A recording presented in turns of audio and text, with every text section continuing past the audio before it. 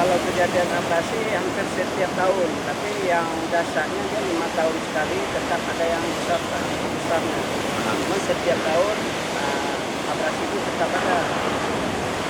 Berapa panjang? Kalau panjang pantai kurang lebih 1000 meter. Ya, semua pantai kena abrasi. Imbasnya rumah juga hancur sebenarnya. Rumah sebagian sudah pada hancur, yang mana di lokasi yang sekarang kita berdiri ini yang sudah tidak layak lagi dibangun pasca tsunami, mereka sudah direlokasikan ke Bang Beranda. Jadi karena untuk menghambat pasir jangan tertimbun ke badan jalan, kami cobalah menangani dengan tanggul penahan pasir. Ini bukan tanggul yang di hadapan kita, ini bukan tanggul penahan gelombang. Kami mengharapkan pasak bumi yang bisa menangani abrasi pantai pasir. Ada yang mengungsi katanya. Ada yang mengungsi sampai saat sekarang baru dua kepala keluarga yang mengungsi ke kantor kampung belakang memindahkan barang-barang. Karena posisi rumahnya pas di pinggir pantai.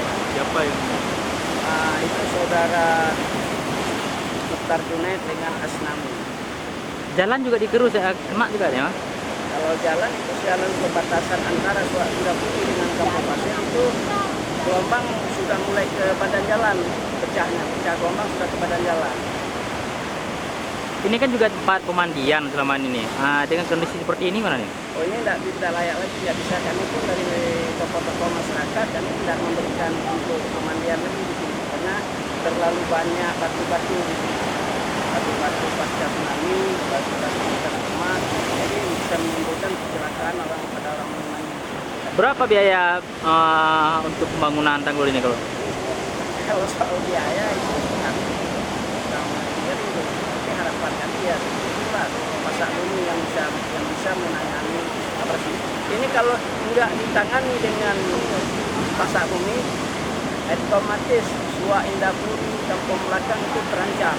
Mungkin dalam jangka tidak berapa lama lagi mungkin badan jalan di Ponorogo ini akan putus nantinya.